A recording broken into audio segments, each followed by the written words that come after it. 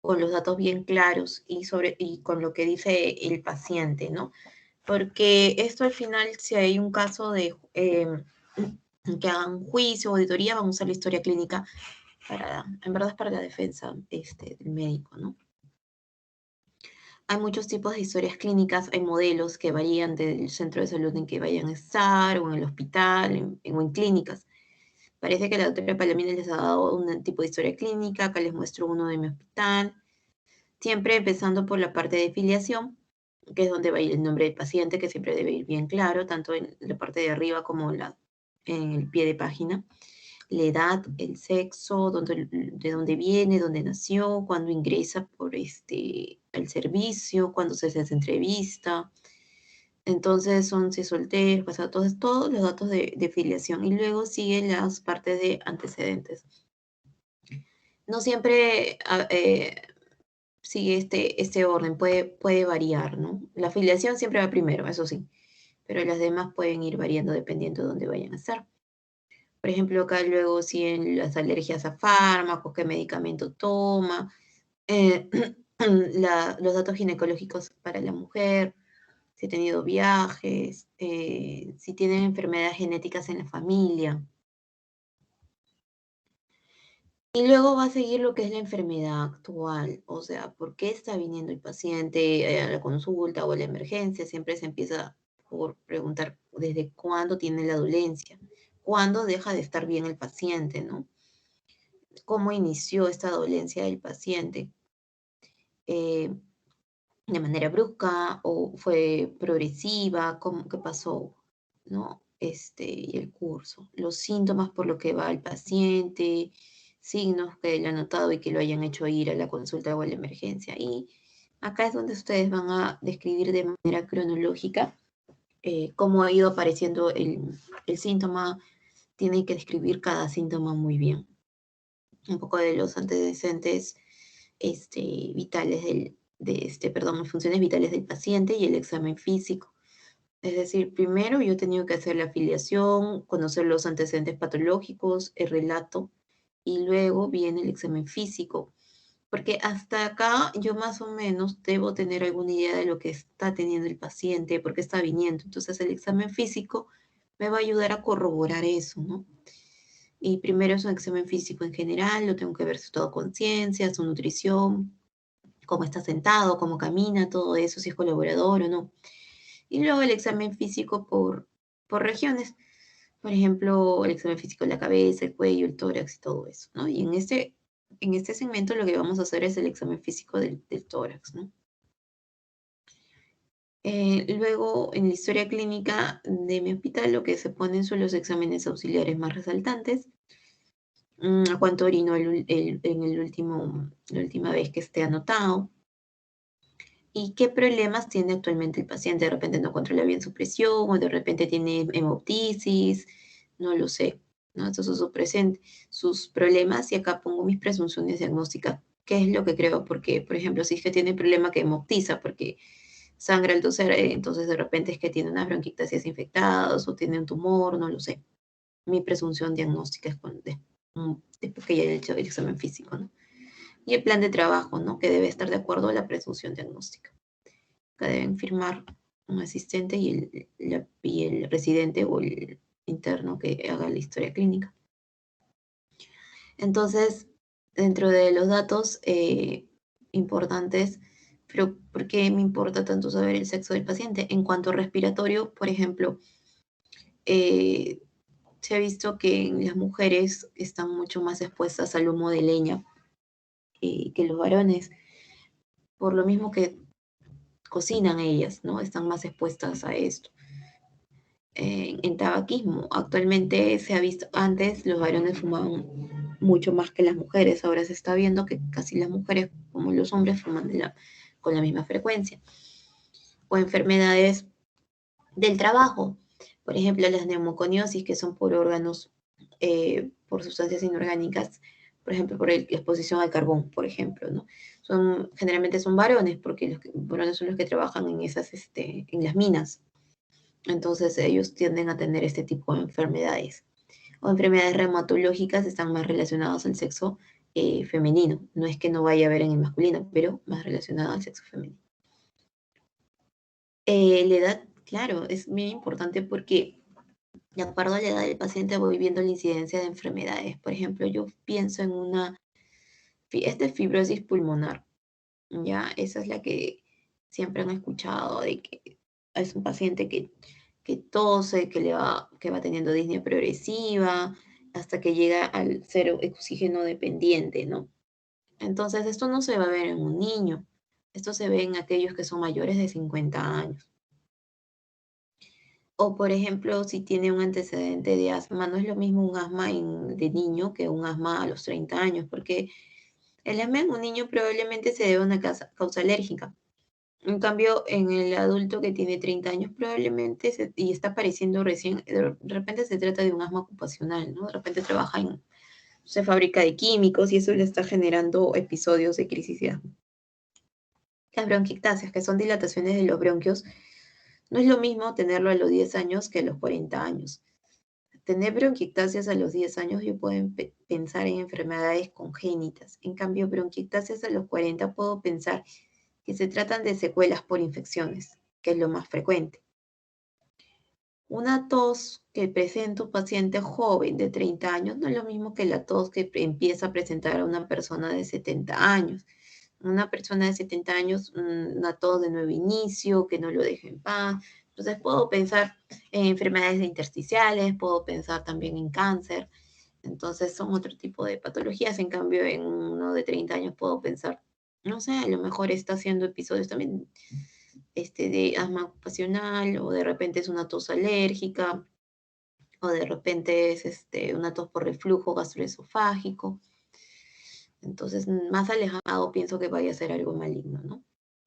La ocupación, cuando hacemos los datos en neumología, nos interesa dónde trabaja el paciente, porque podemos ver de repente trabajan con químicos y relacionamos con enfermedades del intersticio, o trabaja con materiales inorgánicos y lo puedo relacionar con la neumoconiosis que les expliqué, o trabaja cuidando aves y las aves tienen excretas y estas excretas pueden ser alérgicas, pueden dar un tipo de alergia al pulmón y hace desarrollar enfermedades también del intersticio. Incluso si son trabajadores de salud como nosotros, tenemos más probabilidades de enfermar, por ejemplo, de una tuberculosis que sea resistente, ¿no? Entonces sí nos interesa saber dónde trabaja el paciente, ¿no? Por cuánto tiempo ha trabajado. Donde vive también es importante porque de repente está en climas húmedos, que hay más hasta junto al mar, hay tráfico, entonces esto puede generar tipos de alergia. Los hábitos de vida también es importante. ¿A qué me refiero? Por ejemplo, si fuma, me interesa saber, está bien, fuma, pero no es lo mismo un paciente que me diga fumo todos los días a que un paciente me diga he fumado, sí, una vez al año, un cigarro. No, entonces existen índices paquete año que me hacen valorar eh, de acuerdo a lo que me salga, por ejemplo, a qué enfermedad se puede relacionar. Y esta es una fórmula que es cigarrillos que fumo al día por el número de años que ha fumado el paciente, entre 20, que es una constante. Entonces me puede salir este índice, de repente es más de 10 paquetes año, y digo, de repente se puede relacionar a una enfermedad de poco, que es enfermedad obstructiva crónica.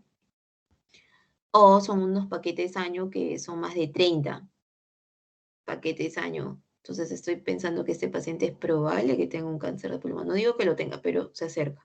Es más probable, ¿no? Más se relaciona. Hoy también es importante saber si es que está expuesto o no al humo de leña. Una paciente, por ejemplo, mujer que viene por tos, que ya tiene de más de un año, tiene como 70 años, me dice, no, es que yo he estado trabajando bastante, cocinando con leña muchos años, y ahora vengo por tos, por línea progresiva, y a veces me sirve el pecho. Entonces puedo pensar que también se puede relacionar a EPOC estos pacientes. EPOC hay tanto por el humo de cigarrillo que como por la leña. Y también tiene una fórmula, bueno, las pongo acá, pero no es necesario que se la memoricen, ¿no? Que es el número de horas de exposición al humo por los años que ha estado expuesto. Si esto es más de 200, horas, es probable que esta paciente tenga EPOC, ¿no? Obviamente que también es importante saber si el consumo de drogas o alcoholismo, porque sabemos que esto puede predisponer a tipos de infecciones, el alcoholismo puede predisponer a aspiraciones, neumonías aspirativas. Entonces es importante, ¿no? Que los antecedentes personales patológicos. ¿Qué enfermedades ya tiene diagnosticadas hasta este momento el paciente? No porque yo estoy en el segmento respiratorio, solo me interesa lo respiratorio. No, yo debo saber en global todo del paciente. Si el paciente es diabético, tengo que saber si es un diabético controlado o no es controlado. Es decir, tiene medicación, la está tomando, está yendo a su endocrinólogo, a su médico internista que lo controle. Y lo mismo para todas las enfermedades, porque tan solo, por ejemplo, un diabético que no es controlado, que come lo que quiere, que no tiene tratamiento regular, entonces es propenso a que tenga una infección por tuberculosis y esta sea resistente. Suelen hacer este tipo de enfermedades más aparatosas que una persona que no es diabética, ¿no? Y así para las demás enfermedades. Ahora, si es que yo hablo de enfermedades respiratorias, también tengo que sacarle más datos. Está bien, has tenido, por ejemplo, me dice, el paciente viene y me dice, no, yo tengo asma. Ya, asma, pero ¿desde qué edad? Eh, y no solamente desde qué edad, sino tengo que saber si actualmente está usando algún tratamiento o no, porque muchos pacientes llegan a la consulta y dicen, no, yo tengo, y tienen, no sé, 40 años, y me dicen, no, yo tengo asma. Ah, ya, ¿a qué edad le diagnosticaron asma? A los 6 años, ya. ¿Y cuándo fue su último episodio de asma? No, cuando tenía 10 años. ¿Y actualmente usas algo, inhaladores? ¿Has que tenido crisis? No, nada, nada. Entonces, ya pasó, ¿no? Ya pasó. Y no es lo mismo que un paciente que me diga que tiene 30 años o 20, no sé, y me diga, no, yo tengo asma, tengo que estar usando el salbutamol, pero igual me sirve el pecho, mi última crisis de asma fue hace 2 semanas y he estado hospitalizado, entonces ya sé que es un asmático que no controla y que probablemente haga crisis de asma muy severas. Igual, por ejemplo, un paciente viene y dice, tengo antecedente de tuberculosis. Tengo que saber qué tipo de tuberculosis. Acuérdense que la tuberculosis ataca cualquier órgano. Y no es lo mismo una tuberculosis pulmonar que una de ojo o que una renal. Entonces tengo que saber qué tipo de tuberculosis fue, por cuánto tiempo fue el tratamiento, lo terminó, llegó a tener el tratamiento o no. Porque a veces los pacientes, y se van a encontrar que muchos pacientes dicen, sí, he tenido tuberculosis, pero no,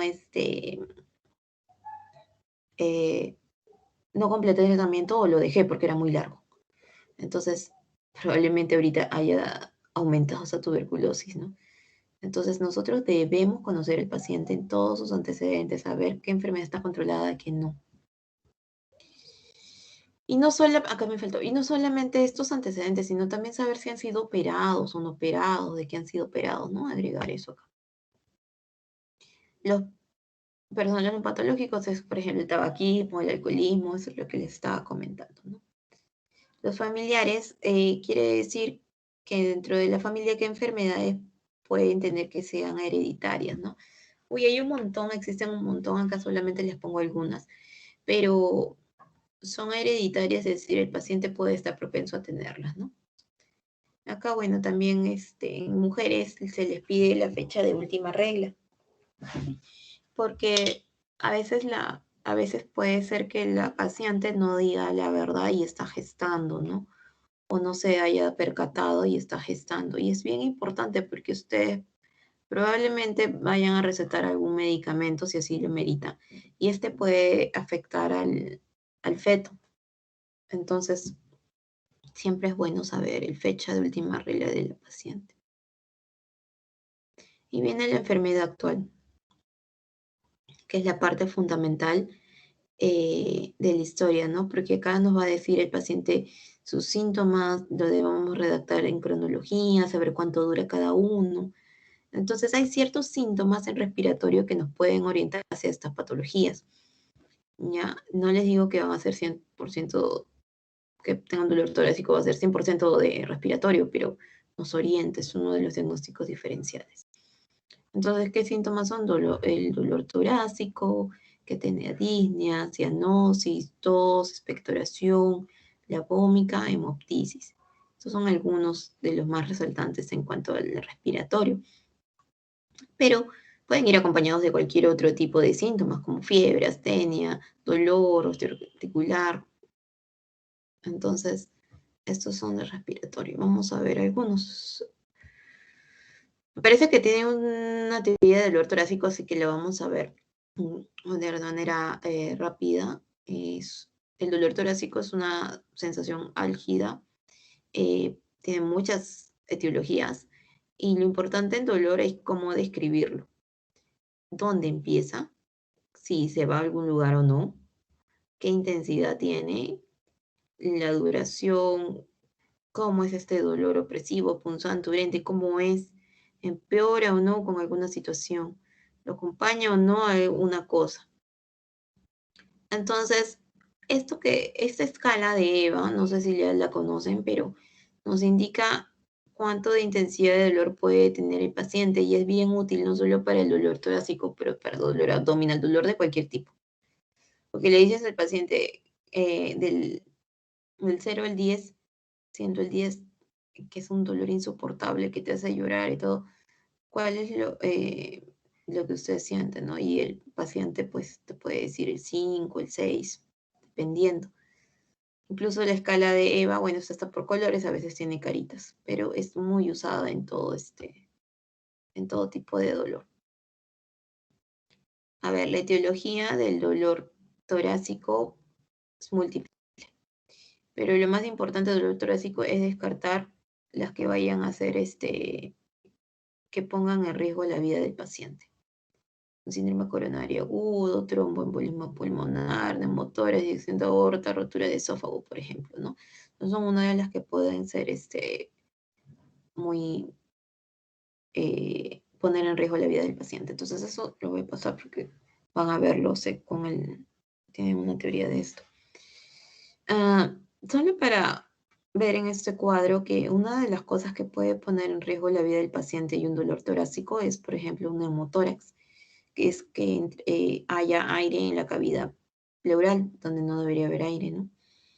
Entonces es un dolor características pleuríticas, porque uno inspira y hay un dolor tipo punzada en donde está el neumotórax. Puede estar ubicado en la región escapular, duele más con la inspiración y el diagnóstico con placa de tórax. Otro de los diagnósticos que puede matar al paciente es una embolia pulmonar, un trombo pulmonar, que se desprende de un trombo, se desprende a diferentes lugares y luego se posiciona en una arteria pulmonar y la obstruye. Entonces es un dolor brusco que le puede hacer sudar al paciente, se parece mucho a un infarto. Hay disnea súbita, desaturación del oxígeno y tos. Y el diagnóstico, bueno, aparte de clínico, es sacarle una angiotomografía al paciente. Entonces, sí es importante ver, ¿no? Pero a veces los dolores torácicos incluso pueden ser por origen térmico, ¿no? Como acá este paciente con herpes tiene dolor torácico, pero es por el herpes zóster que tiene el paciente. O incluso hay síndromes de Tietze, por ejemplo, porque es una inflamación de los cartílados de la unión externo costal. Entonces yo le aprieto acá al paciente y le duele, ¿no? Tan solo apretándolo ahí. Entonces, y si no lo aprieto, no duele. Entonces, el inflamado nada más, no es que tenga alguna patología respiratoria, de esófago, de aorta, de corazón, no, simplemente pasó. O incluso fracturas costales también pueden ocasionar, ¿no? Bueno, lo importante en un dolor torácico es siempre hacer la historia clínica, una buena exploración física y excluir primero los diagnósticos que pongan en peligro la vida del paciente. Bien, vamos a pasar a lo que es la disnea. Rápidamente, este es un síntoma subjetivo porque lo va a decir el paciente, es como él perciba la sensación de falta de aire. Entonces, a veces es difícil cuantificar la intensidad. Hay tipos de disnea, ¿no? Hay ortopnea, que es el paciente que tiene esta sensación, pero cuando está en decúbito dorsal. o treptopnea cuando está en decúbito lateral, o disnea paroxística nocturna, que es sensación de esta disnea, pero en las noches. Entonces, lo más importante es ver que hay varias etiologías de la disnea. Puede ser central porque el paciente está ansioso de pronto, o tiene dolor, o hay una lesión en el centro respiratorio, en la pared torácica, hay unas lesiones en pleura, en las vías respiratorias, circulación, metabólicos, causas abdominales. Entonces, la disnea puede deberse no solamente al aparato respiratorio, ¿no? Puede deberse a muchas otras causas. Pero cuando yo voy a hablar de disnea, yo tengo que cuantificar, perdón, tengo que cuantificar, estas son las causas de disnea que puede haber. Tengo que cuantificar la disnea, no puedo, si viene la consulta el paciente y yo le voy a hacer el relato, yo tengo que preguntar, él viene, vengo porque me falta el aire y ha ido empeorando, entonces tengo que poner, paciente refiere disnea desde hace cuánto tiempo, no sé, por ejemplo, 6 meses, que ha ido progresando, ha ido aumentando de manera progresiva, entonces, pero yo cómo sé cuánto ha aumentado, entonces para eso hay escalas para cuantificar la disnea, qué tanto puede afectar al paciente esta disnea. Hay varias escalas, acá les pongo dos. Una es la escala modificada de Bohr, que es una escala que va de 0 hasta el 10. Generalmente esta escala la usamos cuando hay estamos haciendo pruebas de función pulmonar y queremos ver la disnea del paciente. ¿Ya? Pero esta escala del MRC o del Medical Research Council es la más utilizada, la de 0 a 4. 0 es porque en verdad es disnea, pero es porque el paciente ha caminado, ha hecho mucho ejercicio, ¿no? Es esperable, es 0. En grado 1 es porque el paciente presenta la disnea al andar muy rápido o cuando sube un plano inclinado. 2 es porque el paciente, estando con gente de su edad, se queda atrás. No puede avanzar al mismo tiempo que los de su edad. La 3 es porque el paciente tiene que parar a los 100 metros de haber caminado, tiene que sentarse, no puede más. Y el 4 es cuando el paciente pues hace sus actividades diarias, o sea, no los puede hacer, no puede cambiarse, no puede comer, no puede salir de la casa, ¿no? Entonces, si me dice que es una disnea progresiva, yo le puedo decir, en disnea que inicia en MRC 1 y en 3 meses progresa hasta MRC 3, por ejemplo, ¿no? Y tienen que decir si es que se acompaña con algo, algún, algún otro síntoma o un signo, ¿no? Entonces, eso es en cuanto a la historia clínica, que más o menos la vayan a ir enfocando a la parte respiratoria, ¿de acuerdo? Preguntas hasta ahí.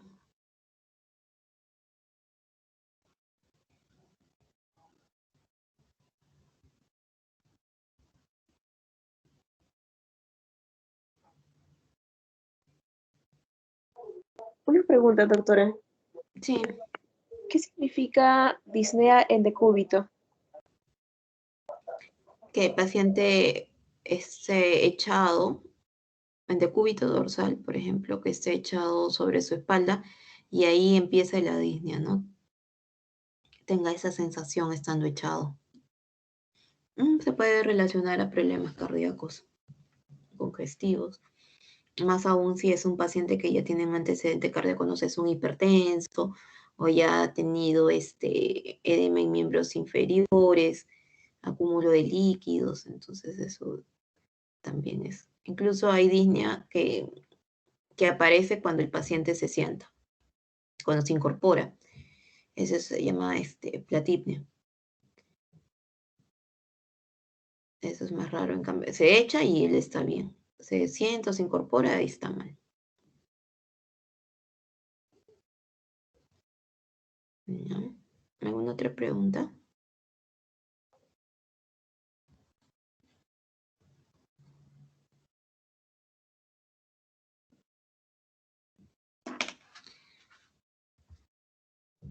No. Seguimos entonces porque creo que estamos pendientes lo de tos.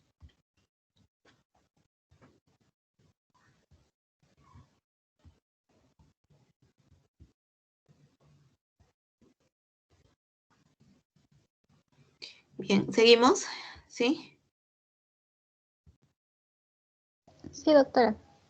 Ya. Entonces vamos un poco a lo que es tos, hemoptisis y vómito. Bien, la tos no es algo malo. La tos es un mecanismo de defensa. Nos protege porque quiere expulsar algo que está en la vía respiratoria. Pero hay causas, hay que investigar la tos, ¿no? Y la mejor manera de investigarla es cuando la clasificamos en tos aguda, subaguda o crónica.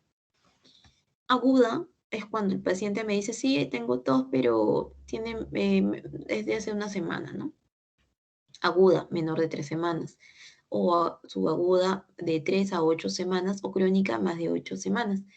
Entonces, esta tos aguda, que es menos de 3 semanas, hay que pensar en infecciones.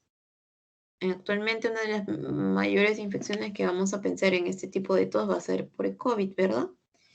Porque tiene menos de 3 semanas. Estamos en pandemia. Puede ser también que el paciente justo en esos, en esa semana que empezó la tos, dice, no, pero mi tos yo la relaciono con una inhalación de tóxicos porque yo he estado limpiando y abrí el ácido muriático y ya me vino tos. También puede ser.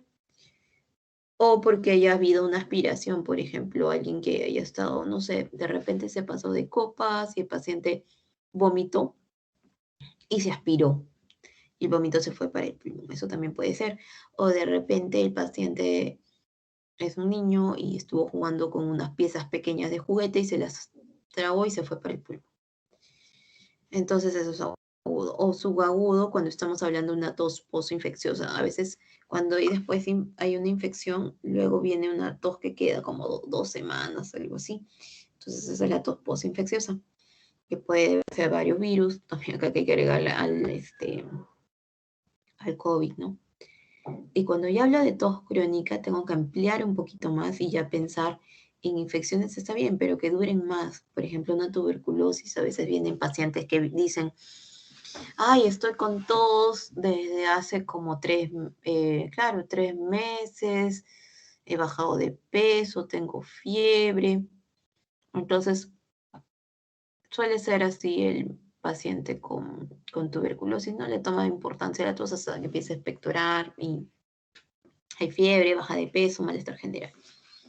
O de las bronquiectasias, que son les dije, aumento del diámetro de los bronquios. Entonces pueden generarse tos o enfermedades más raras como la fibrosis quística, ¿no? Que están infectados. O de repente es un paciente que tiene asma, pero no está controlado y está tose porque los bronquios tienen broncoconstricción, entonces genera silbidos de pecho y tos. ¿Ya? Después tenemos otras enfermedades del tejido pulmonar, por ejemplo, las enfermedades intersticiales, es decir, la fibrosis pulmonar, por ejemplo. Entonces, esta también me puede dar una tos seca y me va a durar más de 8 semanas. Más la fibrosis pulmonar, que como les comenté, es una enfermedad, como es progresiva, siempre queda esa tos para toda la vida, incluso empeora conforme avanza la enfermedad. ¿Qué otra cosa tengo que pensar dependiendo del antecedentes del paciente? Por ejemplo, es un paciente que fuma, es un paciente más de 70 años y ha fumado, no sé, por ejemplo, 30 cigarrillos al día por 50 años y viene con tos desde hace 2 meses, baja de peso, entonces puedo estar pensando que se trata de una neoplasia, ¿no? O incluso hay pacientes que se han tragado en verdad este, han comido y se han tragado un hueso y ha quedado como incrustado ahí, vienen con tos desde hace más de 8 semanas. También hemos tenido esos casos y se les tiene que extraer los huesitos. Enfermedades cardiovasculares, por ejemplo, si tengo una patología cardíaca y el corazón no bombea bien, a veces acumulan líquidos en el pulmón y esto genera tos. O incluso los fármacos que ellos usan para la presión, por ejemplo, un enalapril, un captopril. Hay pacientes que les genera tos estos medicamentos y hay que cambiarlos. Ahora, la tos también se puede deber porque tengan una rinitis alérgica, es decir, me gotea mucho la nariz. Y este goteo, tanto yo lo veo salir, pero también se va para adentro y cae a la garganta y genera tos. El reflujo, miren, reflujo gastroesofágico también me genera tos. Entonces son varias causas. Pero la tos puede ir acompañada de varias cosas.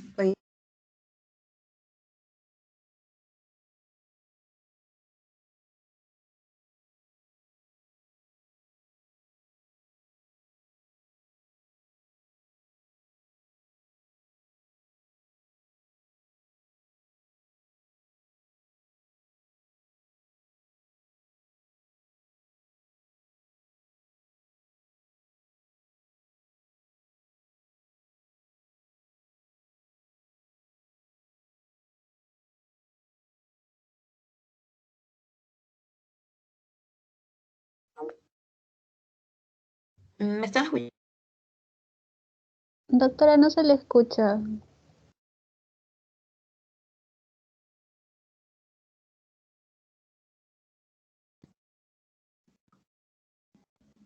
¿Se está escuchando? Ahora sí. ¿Ya se escuchó? ¿Hasta qué parte escucharon? Cuando empezó a hablar de esa diapositiva ya no. Ah, ya me Ah, vi. Ya, ya. ujú. A ver, vamos a ver entonces.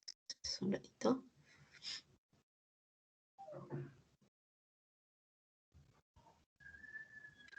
Bien, ya, lo que estaba comentando era que la tos, cuando la investiguen, viene por tos. Tengo que saber cuándo inició la tos, en qué momento está la tos y si la tos está acompañada con expectoración o no. Y le dicen, sí, tengo una tos que es con expectoración, es decir, con el flema.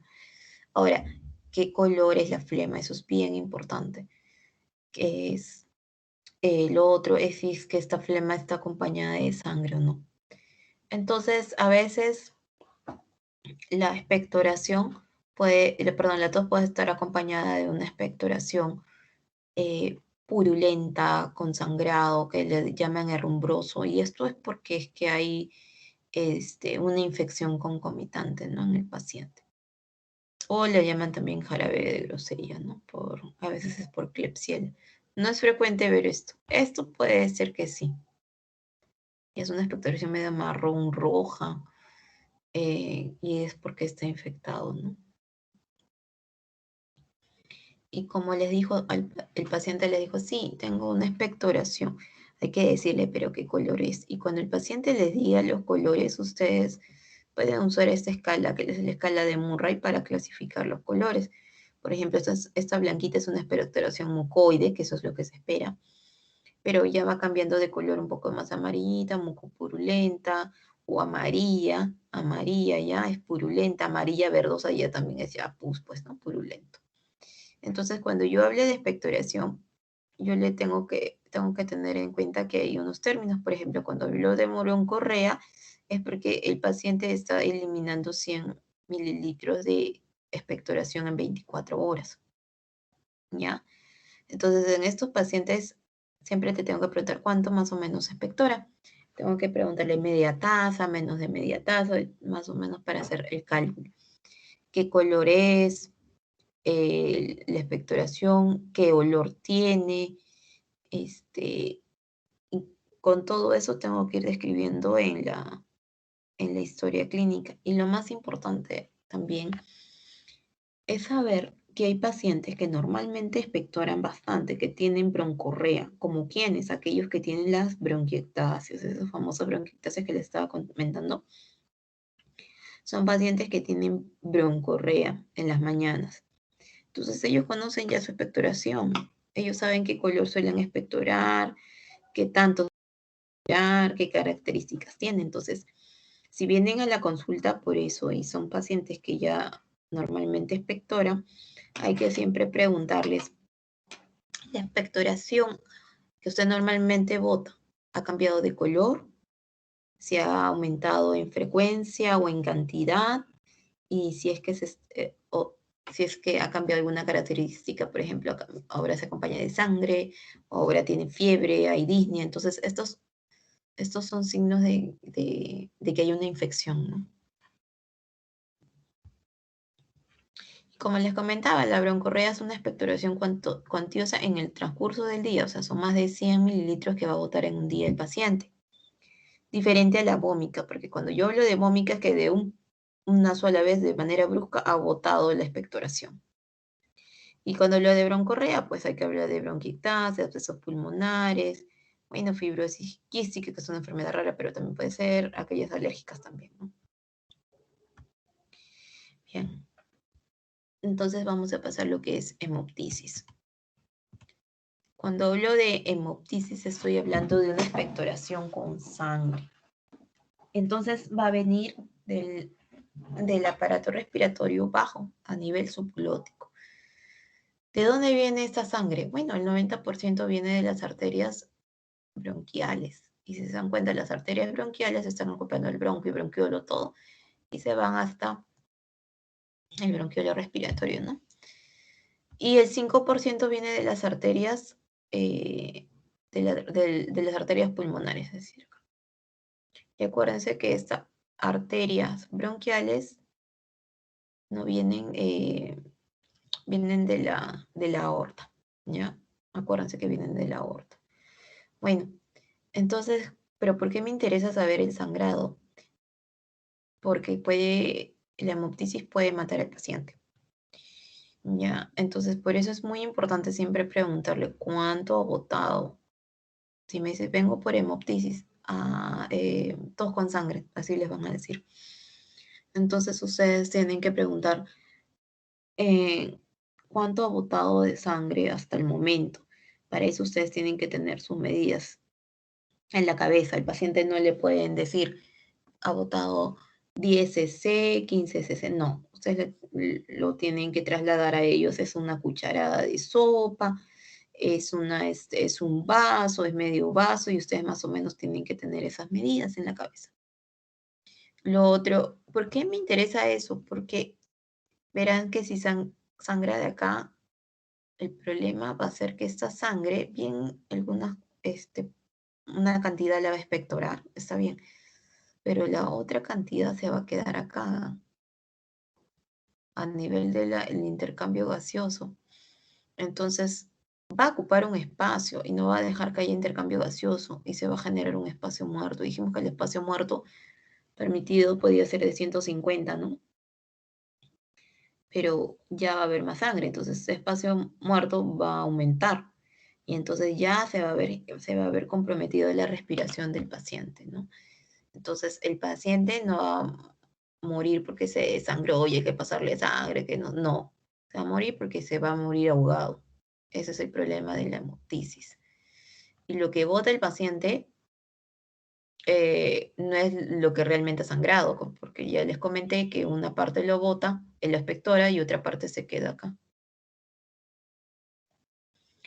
Ahora, ¿cómo clasifico la hemoptisis? Hay muchos tipos de clasificación. Algunos lo clasifican Mirangayonas por el volumen.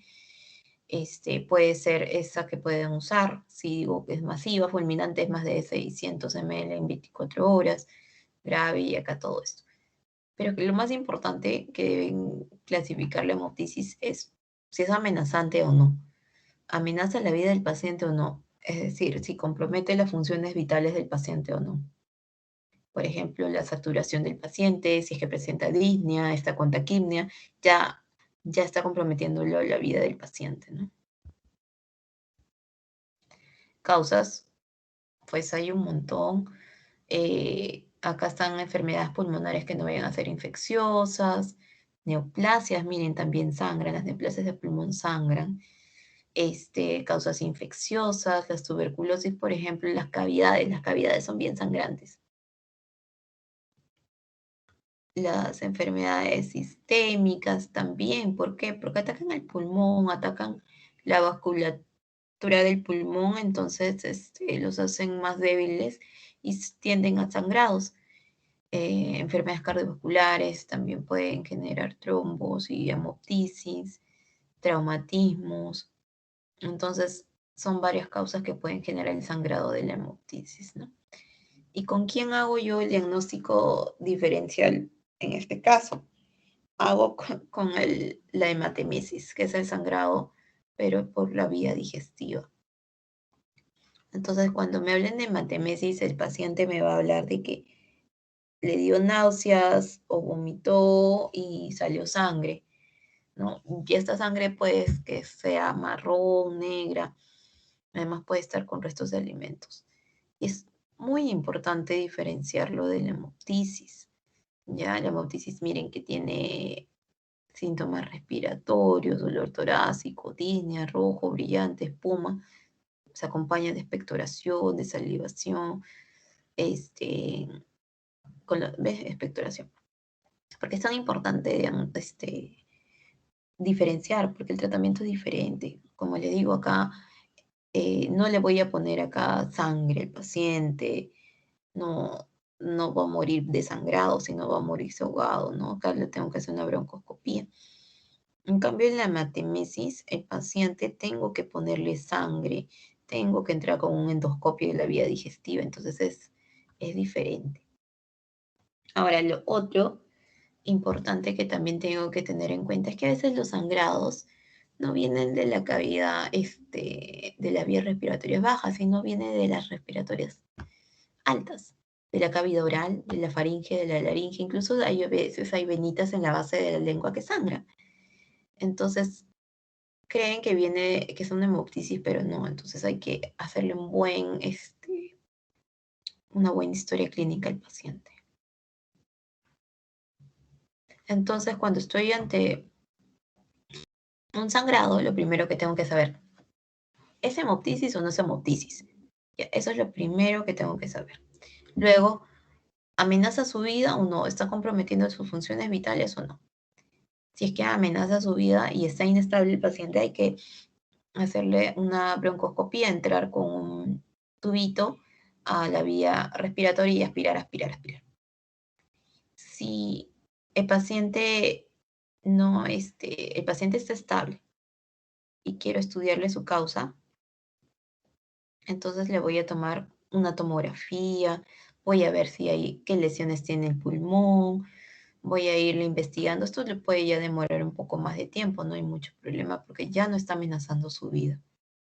El problema es que hemoptisis amenaza o no la vida. Si es que la amenaza, tengo que rápidamente estabilizarlo, ¿no? Hacerle una broncoscopía, aspirar toda la sangre que tiene en el pulmón para que no se ahogue, intubarlo, ¿no?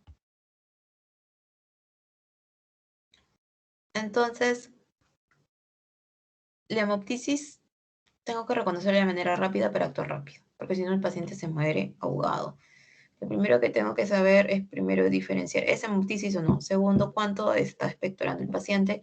¿Amenaza o no su vida? Y de acuerdo a eso ya asegurar que el paciente esté a salvo y luego ya empezarlo a estudiar. Bien, cuando hablo de vómica, estoy hablando de una expectoración brusca.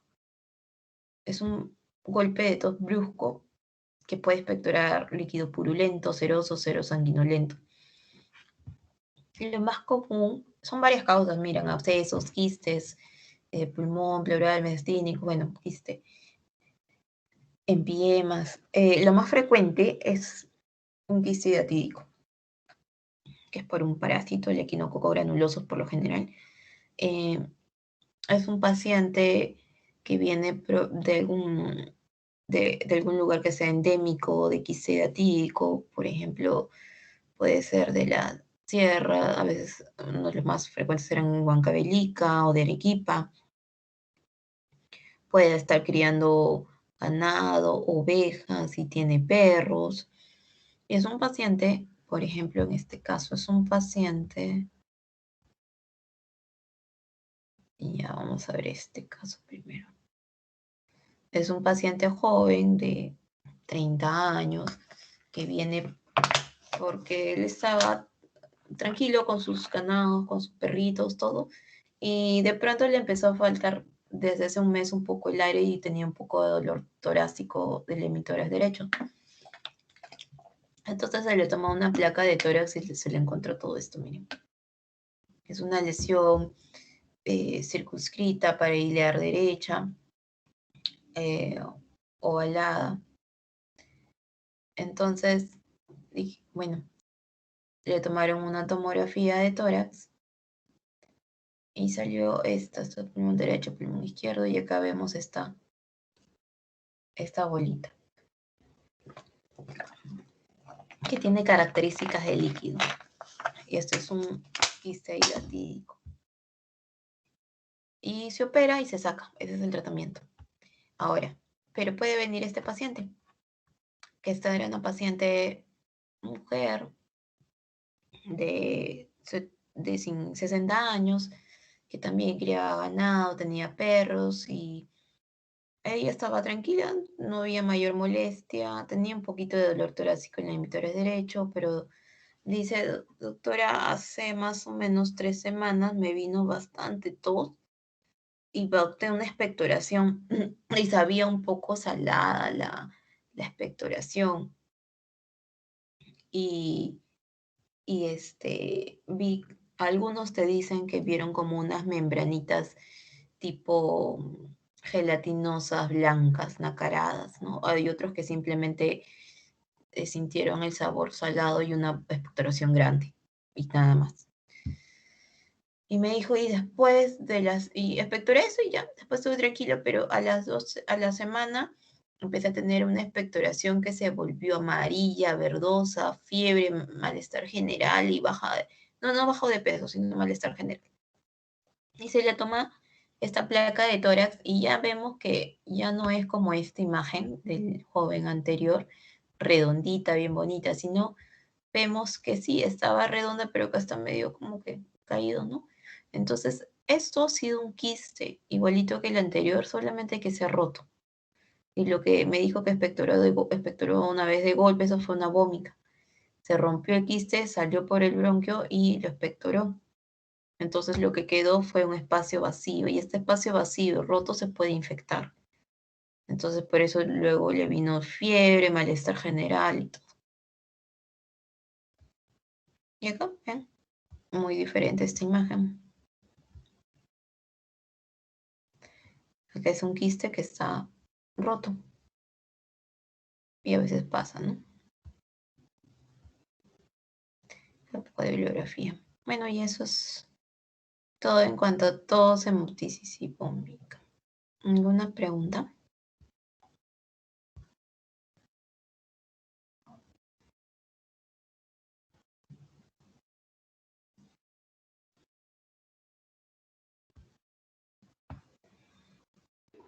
Doctora, una pregunta. Sí. Cuando usted habla de bronquitis y broncorrea, cuando por ejemplo porque broncorrea es la producción excesiva solamente de flema, más de 100 mililitros, se lo relaciona casi siempre ¿Qué? ¿Te lo ¿m? relaciona con qué? Con la bronquiectasia. Por ejemplo, me mandan a buscar, por ejemplo, broncorrea. Yo directamente puedo ir a buscar bronquiectasia, o sea, como un diagnóstico. Bronquiorreas puedes encontrar no solo en una bronquiectasia, puedes encontrar en un cáncer de pulmón. Un adenocarcinoma suelen producir mucha broncorrea. En el hospital teníamos una paciente que tenía un cáncer de pulmón y producía al día una botellita de agua San Mateo, personal, de expectoración. Entonces, sí es posible encontrar en otras patologías aparte de las bronquiectasias. Pero sí, lo más común, lo más frecuente es que haya pacientes que tienen bronquiectasis y siempre estén expectorando bastante, ¿no? Ya, doctora, gracias.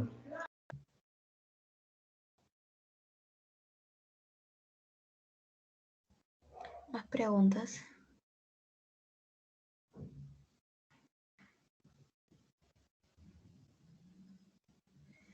Bien, a ver. Hay un tema más, no sé si seguimos o hasta ahí nomás quedamos.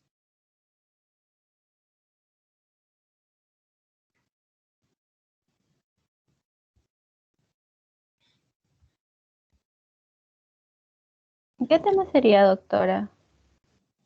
¿Cómo? ¿Qué tema sería? Creo que falta el síndrome mediastínico.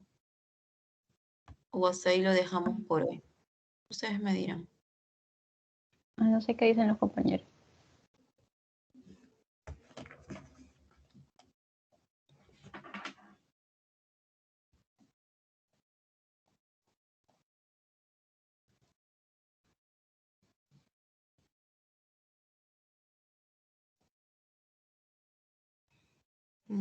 Ya, entonces creo que están...